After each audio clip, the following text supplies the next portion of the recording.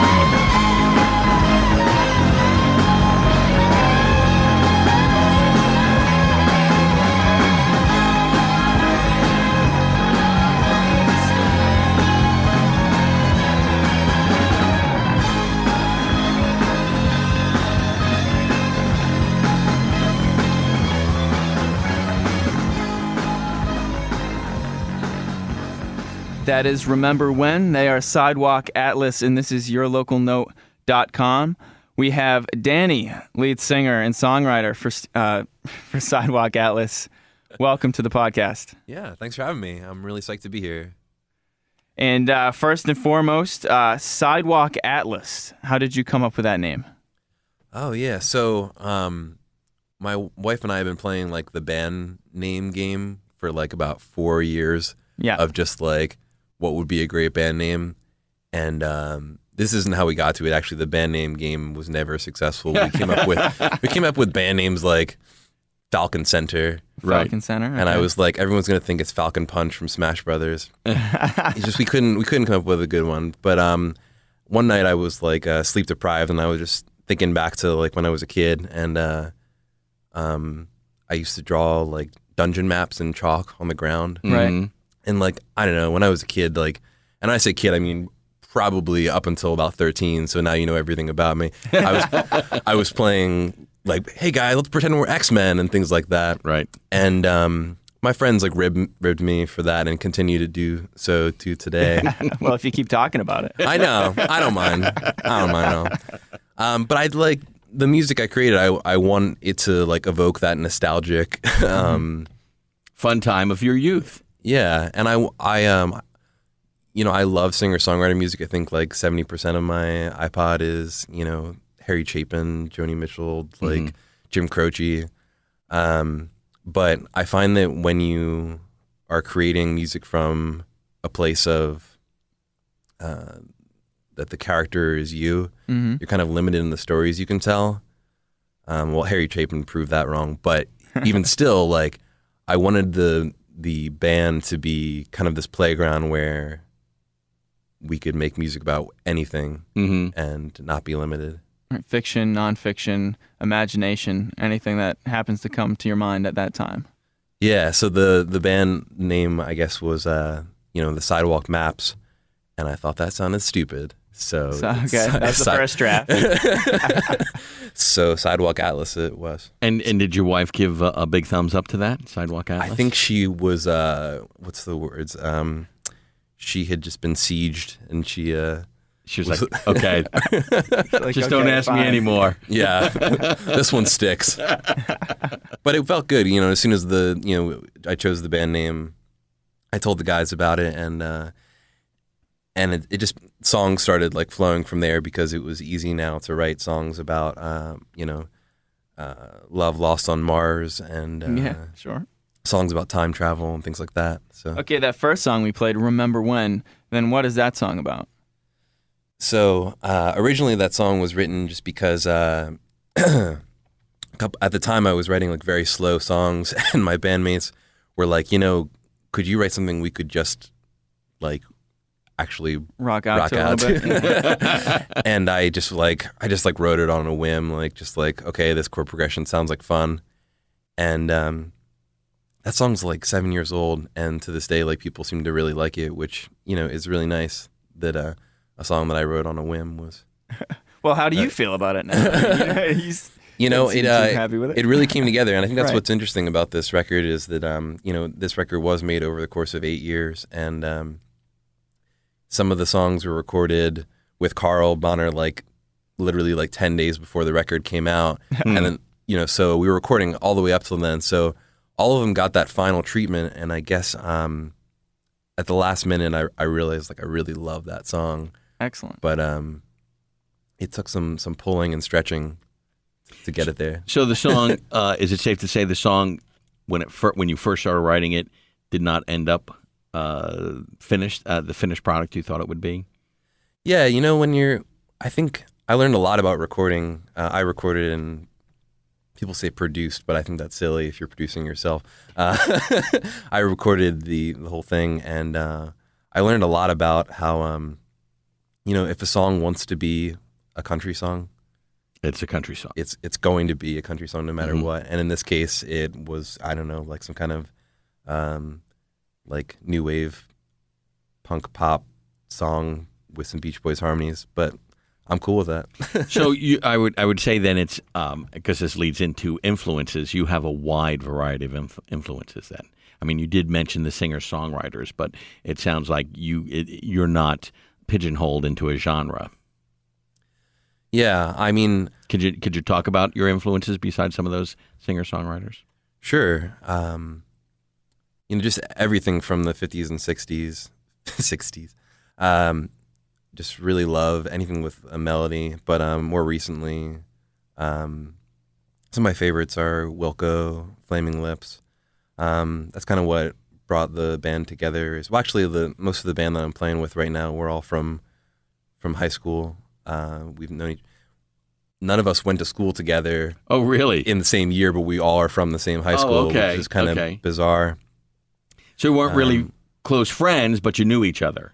Yeah, one of the guys was a groomsman of my wedding, but the rest of them, we just kind of came together, and that's a nice fortuitous thing. But it was like a prerequisite that you had to like the Flaming Lips. Just because you had to be doing that like 3/4 kind of beat thing. Yeah, and something I'm hoping that comes out more in my music is I really want to pull out some of the Sergio. I love Sergio Mendes and some Brazilian jazz. I love Johnny Cash. I'd love to bring out some more like Marty Robbins-esque country music. Okay. But I don't want to fall into pastiche, which is is kind of a danger when you get to that. Mm-hmm. So explain, why would that be a danger? Yeah, it's tough. Like I love one of my favorite albums is Badly Drawn Boys, Hour of the Bewilderbeast. Mm-hmm. And a lot of reviewers, it's like a 70-minute record, and I think it's like 20 songs or something like that. And right. They're all like 30 seconds to like, and there's absolutely no flow to the record whatsoever. Sure. And they're all different genres, and I love it dearly. But I guess reviewers just kind of crap on it. It's also a very like intense thing because there's something great about putting on a Foo Fighters record and just knowing that you're going to have a good time like the whole time. With that, like, you get something some challenging stuff. Yeah. Come out and be like, okay, what's this? Yeah, okay, I understand. For sure. So did you make an effort to make sure that this album didn't have that type of feel? Because you can go back and forth? I think because of the length of time this record was created over, it is kind of it's more diverse than I perhaps wanted it to be. Uh-huh. One of the things that was great that like helped bring it together is that I'm a really big fan of Bernard Herrmann, the orchestrator for The Twilight Zone. And okay. Did like Psycho and a lot of other great films. And he's got this great like theremin backgrounds and these like creepy string stuff. And I wanted the album to be like creepy pop. Like that was I've never heard of that. Creepy pop. Okay. And finally my wife one day walked in and she's like, like this synth stuff is really like, I think this is really bringing it together. So when she pointed that out, I knew that I had a record. Okay. All right. Now you talked about how when you were a kid, you were into all these, a lot of science fiction. It seems like. When did you know that you wanted to be a musician? Oh, yeah. My dad raised me on the Beach Boys, and we, were always singing the Beach Boys in the car on the ride to Philly. I'm from Reading, Pennsylvania. I live here now, but memories of driving down 76, just blasting the Beach Boys. Yeah, and listening to WOGL. Okay, but and that's like kind of like how I was like trained to sing. Was my dad would be like, sing the third line above, and I would. I didn't realize that was like he was teaching me like 4-part chordal harmony. Oh, okay. Was he a singer then, or is this just something? He was just a fan of the Beach Boys, as Okay. And to this day, when I listen to the Beach Boys, like I still like can kind of hear my dad's vocals on it. It's like a phantom melody that's not there. Nice. Kind of Do you use that as a guide, or is that just something that freaks you out? It's just more like a tribute to my dad because his voice was always singing that harmony. So when it's not there, I'm like, it feels like something's missing. Yeah, that's interesting. But yeah, so I think I always just wanted to sing, and I think I got to talk more about how I actually got into music. But Okay. it was. We'll do that. Why don't we go to song number 2, Yeah, then we'll talk more about how you got into it. Okay. we have Gone for Now. This is the 4th track off your debut album, Stealing Time. What can you tell us about that song real quick? Well, you can definitely hear some those WOGL inspirations on here because it's just my love of doo-wop, and I've got to be the only band out here that is like proudly a fan of Dion and the Belmonts. I don't know. There's probably a few more. Yeah. I'm sure there is. Yeah. I mean, the older music, it's always. I always find it interesting, and I'll tell you what. Why don't we go to the song, and I'll pick up that. Okay. What as far as the older music and stuff is concerned. But yeah, this song is just about the tug of war that comes between the things you enjoy in life and the things that you have to do. Gotcha. Okay, we're talking with Danny, lead singer and songwriter for Sidewalk Atlas. They have a debut album out called Stealing Time, and this track is called Gone for Now. You're listening to yourlocalnote.com. Now and I won't be long. No, I can't be long. If there's love to be found, gone. Now and I won't be long.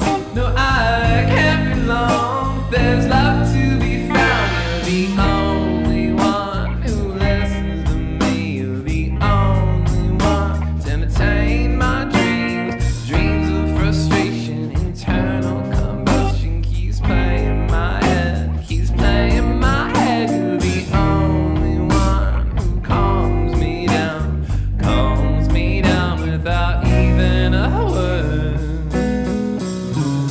Gone for now, and I won't be long. No, I can't be long. There's love to be found. Gone for now, and I won't be long. No, I can't be long. There's love to be found. Stay by me. She begs and she pleads on bended knee. She flops like a fish. She is gasping for air. She flounders to find the words that so often are plaguing her mind. You're the only one who unpuzzles my pieces. So why are you leaving my side?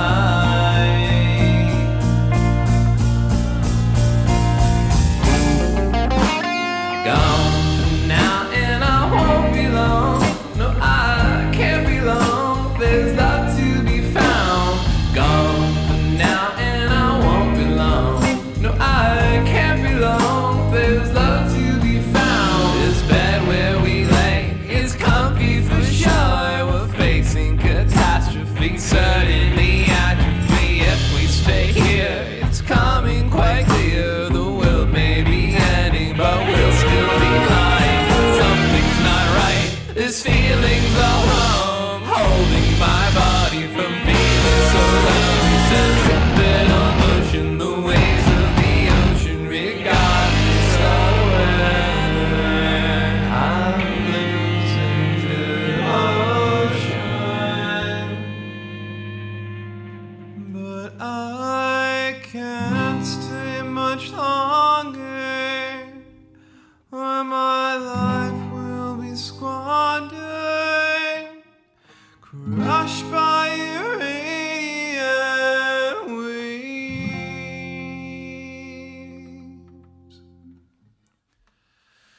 Won't you let me go, girl?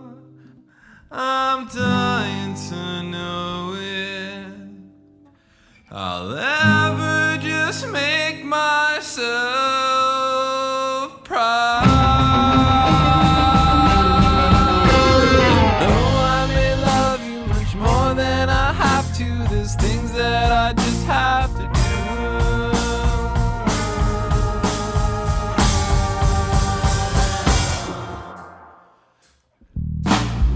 Gone for now, and I won't be long. Won't be long. Now there's love to be found. Gone for now, but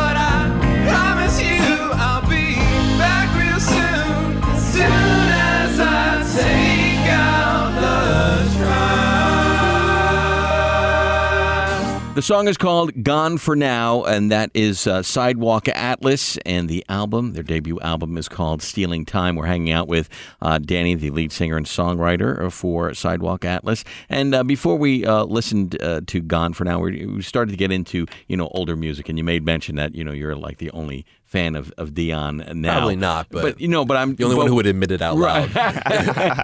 But the thing is, the older music, there's a lot of interesting things, and we have found actually a lot of bands are influenced by the music they grew up with, listening with their parents, and it's just one of those things that just happens. That's what you grew up with. That's what was familiar with you when you were growing up. And it's sort of a comfort, and it's sort of I think everyone likes to have, go back to the fond memories of their childhood, and there's nothing wrong with that. I think it's a good solid base.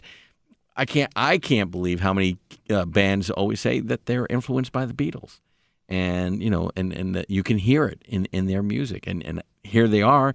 These bands are some of these songs are as old as their parents, and yet they're still they're still listening to that, and they're getting something out of it. So I think it's a good thing to be able to look and learn from history. Sure. So you talk about Dion, you talk about the music that that influences you when you're writing. Now, and you touched on this a little bit in your songwriting process. Not a lot of it is personal experience, or there is some personal experience, and then you take creative license with it because you're just a creative guy, and that's the direction you like to go in? Yeah, so recently I've been trying to decide if it's all from personal experience. You can't lie, and I don't know if I'm trying to write these kind of story-based fictional stories because it's fun to escape, or if because I'm just hiding behind them. I don't know. Okay. Well, neither one of us are psychologists, so you don't have to worry about that. We're not analyzing you. So, yeah, nice couch you have here. Yeah. But, yeah, it's all from personal experience. I just, I think there's a lot to write about, and my brain's just always ticking, and not necessarily, it's tough to... My go-to is to write about that girl that broke up with me in fourth grade. Sure. And I find it's the more I can push out of that, the better. And I'm just trying to embrace my my love of video games and comic books and things like that. And there's a lot of material there that's just really enjoyable. So when does that inspiration hit you? I mean, is there a certain formula you use when you write songs, or is it just spur of the moment? When it hits you, it hits you. Yeah, what I realize is that almost all of my songs were written in a time of need. Okay. Where it's I was having a really terrible day. All right. And I was I need to hear a good song now, but I didn't have an iPod. I was in the shower or mowing the lawn or whatever. And my brain was just coming up with this melody, and I'm oh, that's not a melody that exists. I need to go write that song. And that's what I hope this record is, and that's the reason why I want to make music, is because we all have that song that comes on the radio that kind of saves your day or saves your week and reminds you what's good in life. And so these are a collection of songs of different scenarios that you were going through at any particular time that could serve as something to brighten someone's mood. Yeah, or at least some of them are terribly depressing, or do the opposite. Yeah, to kind of tell you hey, I don't want to be. That's so corny. I feel like I'm trained or something when I say you're not the only one. But it's more I'm not the best lyricist. I kind of go to the Brian Wilson school of thought where the melody is really what's reaching out there, and. For me, it's just I think the melody can heal. I don't know. Okay, so when you do sit down, when you have that concept now in your head, take us through getting it into a recording. Take us through that process. Yeah. So again, like melody's king for me. So it's just about finding the instruments that like help support that. And I'm lucky that I know a lot of people, and I work very hard to like go out to open mic nights and to find other bands and other musicians that I like. And I'm always walking up to people after shows and being like, "Hey, I really love that solo you did. Do you want to come play on this next song?" So I have an idea in my head about what the arrangement is, but I'm also always looking for to find interesting tones and Some outside feedback too. Somebody that put their own certain twist to what you already have. yeah. I think back to like Ben Queller's like second album, maybe his third album, where he like decided he was just gonna his third album, he was just gonna record the entire album himself. Yeah. And because he's cool enough to do that. I guess he played drums and whatnot. And it sounds like a record with just one person in the room. And I think it's what makes it probably his least interesting album. I mean, on the other side, there's like Todd Rundgren's Something Anything, which Right. is you'd think for sure that like Right. The entirety of Motown Records was in the studio playing there. Sure. But yeah, no, I think it's interesting when it has a band feel. So, I was lucky enough to be able to call on some friends and just people that I respect in the Philadelphia community to come play on this record. You mentioned with one song, I think it was the first song, Remember When, was took 7 years to get to where it is now. I mean, is that typical for you that you just constantly are working and tweaking songs, or is that just a rarity that it took you that long to put that song together, and most of your songs are shorter in length as far as the time that you start writing it and then record it? Yeah, so I definitely have some like perfectionism tendencies, but I think it was more like life kind of. What do they say? It's like plans or like God laughing at you or something. Yes, yeah. I know what you're saying. Yeah, you make plans and you think you got a perfect plan there, and God then laughs at you and throws something at you, and there you go. Yeah, so if you look at like my MySpace from like my old bands, every year it was like album to be released in 2007, album to be released in 2008, and just like I want to say life gets in the way, but things do happen. Sure. And some of those things I don't exactly want to talk about, but because of that, it did grant me the time to really make this the first record, exactly what I wanted it to sound like. But I am very excited to go into the studio to record the next one, and I want to do that, pretty fast. Like right now, I'm getting a good group of people together, and I'd like to be able to cut the rhythm tracks in a day. Mm-hmm. What's the reason to do it so fast? I mean, you just released this one in May. Yeah. And so now you want to get back and do the second album right away. What's the reason for that? I think that I'm crazy excited about the songs that we're making now, and I'm very proud of these. But I'm also really excited about what we are making, and I think that if you come see us live, we're going to be kind of slowly trickling those new songs out, and that's exciting for me because it's always sad when you find an artist you like and it's 2 years later and you're like Googling furiously, like, when's their next album going to come out? Right. My favorite band is Doves, and they're like something like 6 years in between. Ooh. Yeah. That's a long time. So you're furiously Googling. Yeah, furiously. when we're done here. I remember I was sitting in the computer lab at Penn State, and Dove's their new single came in, and it was sent via email mailing list or something like that, and I heard it, and I wept in the public computer lab. I was just like crying. It's so good. Nice. That was Black and White Town by Doves. All right, let's go to the third song here. It's the 6th track off this debut album, Stealing Time. It's called City's Not Enough. Tell us about that song. Yeah, so that's one of the first songs that I wrote, and I tried very hard to re-record it. That's part of like over this 8-year process of making this album, that I wanted so badly to make this song, this like 37-piece orchestra thing. And I did actually record all of those instruments. This had, clarinet and oboe and, a whole string quartet on it. And it just never felt as good as it did the time that I recorded it in senior year of college. Okay.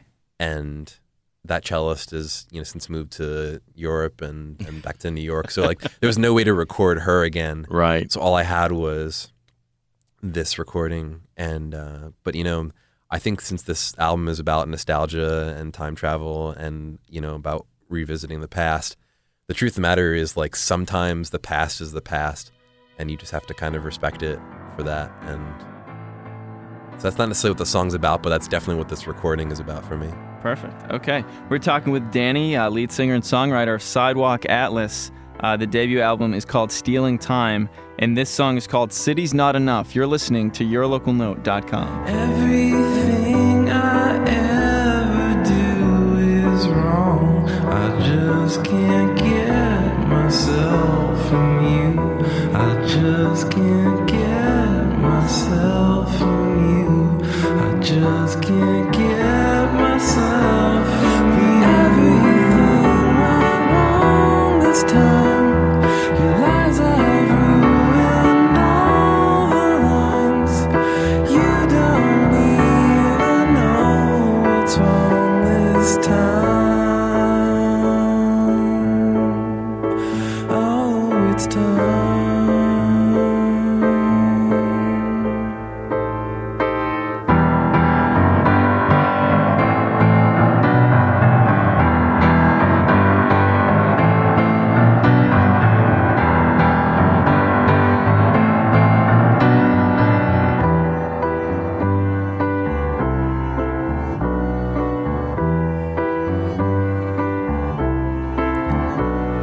Cause everything I ever do is wrong. Just can't get myself from you, from you, from you, from you, from you. I just can't get myself from you. Everything went wrong this time. Your lies have ruined all the lines. You don't even know what's wrong this time. Oh, it's time.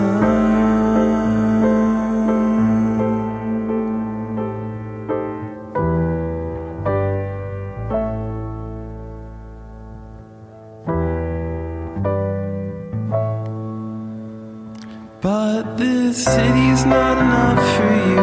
You always tried to run from it. And when we talked the futures, your heart was not into it. And every time you chose to run, you never knew where it was to. You never know where it was to. You never know where you should be. Oh no.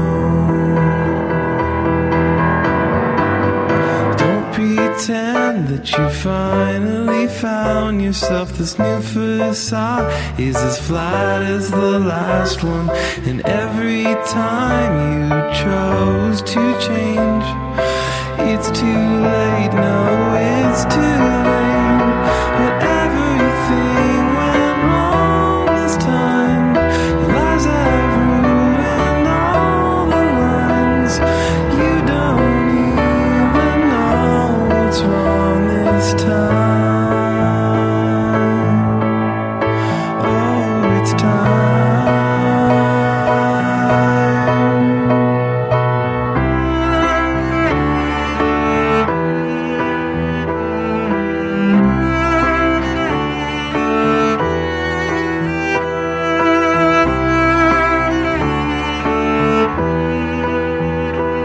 This time.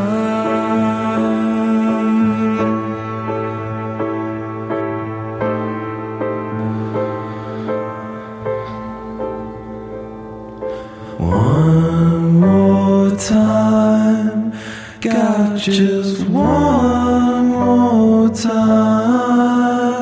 Before I go.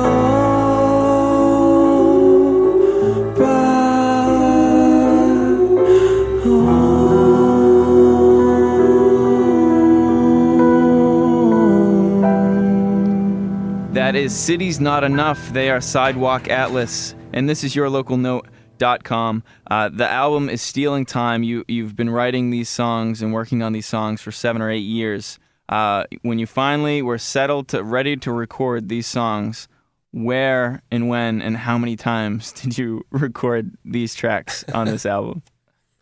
So I studied recording as part of my time in college, and that was my goal, was to use my parents' good college money to waste it away studying recording. Nice. And there are worse things you could do with parents' money in college. Speech communications. Yeah. That's my degree. Oh, no. Yes. But you're right. Go on. so I picked up recording in college, and my first band was formed in college when I put a flyer up in the recording studio, and it's kind of a funny story. I printed 300 flyers to try and find my first bandmates, and the very first flyer I put up was the one that they answered. Nice. And the other 299. Just complete waste. Did nothing. So we started recording in the Penn State studio. Then we tracked vocals in the dorm room, and then the Penn State apartment that I got, and then it was my first apartment here in Philadelphia, and then we tracked drums at Range Recording Studios. We tracked at my buddy Vince's basement. So it was just and then the strings, I would take my laptop and bring it to people's living rooms, and record a cello on a creaky wooden floor, and just hope no one moves. Yeah. So was this a trial and error process for you along the way? Where did you get your chops recording? Yeah, so I have that recording degree, but it really, I think you're always learning. Yeah. I don't think you can ever know enough. I think the biggest thing I learned with this record is that doing things the right way is not necessarily what's going to get you the best song. Okay. The best recording. So unconventional methods. Yeah, and if just sometimes if you don't have the right impedance on your microphone, who cares? Maybe that's what gives you that cool vocal sound. Do you have a specific example of something like that you definitely didn't go by the rules or by, the way that people would normally go, and it sounded good to you? Yeah, I think when I recorded Gone for Now, I just bought my first external preamp, and I didn't quite know how to use it yet, so I was basically just driving it to full distortion. Okay. And it was singing through that showed me that's how I can get a nice vocal sound for that song. Okay. So I didn't bring it all the way back. I left a lot of that distortion in there. Nowadays when people add distortion, it's always after the fact, so they can correct it, or they can mix it in. This was permanent, so it was very scary, but yeah, no, it was exciting. So there are a number of things that you learned along the way of recording Stealing Time that you're going to apply to your next album? Yeah, absolutely. Okay. All right. Let's talk about where people can find your music. Sure. So you can check us out at sidewalkatlas.com, and we're playing the World Cafe Live Beta Hi-Fi Emerging Artist Music Festival. Okay. That should be shortened on August 24th. And we're really hoping to see people out, because we're going to be having some surprise musical weapons. Musical weapons. I like how you say that. Yes. Musical weapons. Secret weapons, yeah. Okay. Okay, so you've got your website. You're on Facebook, Twitter, all the social medias. Yeah, I'm trying Twitter. I don't really understand it. So if you want to follow me on We'll tweet Twitter, at you. you can find me trying to contact celebrities and become friends with them unsuccessfully. I think that's what Twitter's for, right? That's called stalking, I think. Oh, all right. Jack Black has yet to friend me. Do you know the handle? I think it's Sidewalk Atlas. I think Sidewalk Atlas? Okay. We're mostly on Facebook and stuff. Sure. But. Okay. People haven't seen you live. Describe a show. What can they expect to see you guys live? A live performance. Just kind of what we talked about today. It's kind of an ensemble cast kind of thing where, on a certain song I might pull up my buddy who played. I might bring my buddy who plays cello just to play like one song, and it's kind of a show of friends. So if a friend shows up, they could be playing without them realizing, if going to the show, that they were going to play that night. Yeah. It's always one of my goals to like have it where like the band is actually like in the audience. That's a show I've been looking to do. Is where like they don't fit on the stage, like they're actually like wrapped around you. They're sitting in the audience. There's plenty of venues around Philly that could be achieved. Small stages. Yeah, you know what I'm saying. All right, so that show again, it's World Cafe Live. It's the Beta Hi-Fi Festival on August. What was the date? 24th. That's August a Saturday. 24th. And that's free. 7:00. And the lineup is fantastic. Like, I'm super happy with the who they've chosen for us to play with. And I guess it's kind of a battle of the bands, but I'm saying here officially that I refuse to compete as a battle because I love these other bands, and I think we should all play nice. Nice. And that is an all ages show as well. The details are on our concert calendar as we speak. So any last, we got the last song coming up, Tara Calls Me Back. Take us through that song before we wrap up. So that is the oldest recording. It is the. I feel like you've said that for every song. Yeah, I know. People are gonna be like, "Why do I want this record? Like none of it's new." It's about nostalgia. Yeah, but you've been working on these songs. It's not like you put it away for 10 years or 8 years and then dusted it off and said, "Okay, this is it." I mean, it's been a progress, right? Absolutely. And like this song. I wish I could record like the number of mouse clicks or the number of hours that were spent on this, but this song's got more tracks than Good Vibrations, and my buddy Vince played guitar on it, and he helped me like learn how to record, and sadly he passed a couple weeks ago. Oh. But the excellent guitar solo on the end of this is all Vince is doing. So it's an important song for you. Yeah, I mixed the entire record, but I did not mess with that solo because it was something that he was like really impassioned about, layering these guitars. Mm-hmm. So that's a good moment, and it closes out the record, and I could not be happier with it. Very nice, very nice. Well, it's been a pleasure hanging out with you, Danny. Absolutely, I'm a big fan of this what you guys are doing here, and I'm happy to be here. Thank you, and we enjoy your music, and we're looking forward to even more new music from you pretty shortly. Soon. Yeah, before you know it. Come out on the 24th. You'll hear some new songs. Okay, excellent. All right, well, we're wrapping it up here. Again, thank you very much, and don't forget, next week we will have another brand new podcast, and of course, if you want to sign up for our newsletter, it's very easy. Just contact us at contact@yourlocalnote.com. Again, we stream 24/7. We've got apps. We've got the concert calendar. You want to find out who's playing where, and of course, we got music news. You can find out what's going on with the different bands, your favorite bands, and of course, you can discover new bands. All on yourlocalnote.com. All right, we are wrapping it up with Tara Calls Me Back from Sidewalk Atlas and their new album called Stealing Time on yourlocalnote.com. Waitress blinded, unaware, the fire's going on below, as if we never know. The foam rises, the sound it breaks, interesting, the speed so fast. The crushing and popping, the churning below, the sound, the earth, the rain, I feel it now. Feel it now. I feel it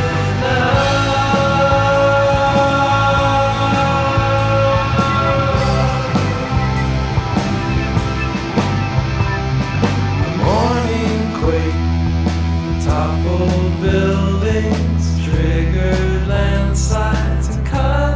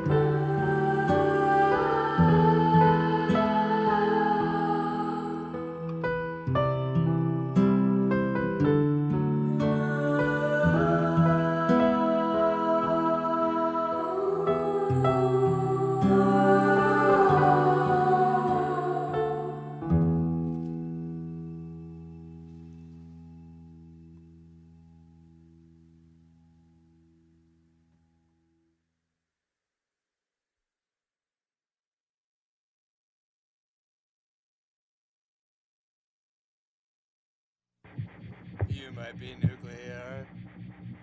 You might be nuclear. You might be nuclear.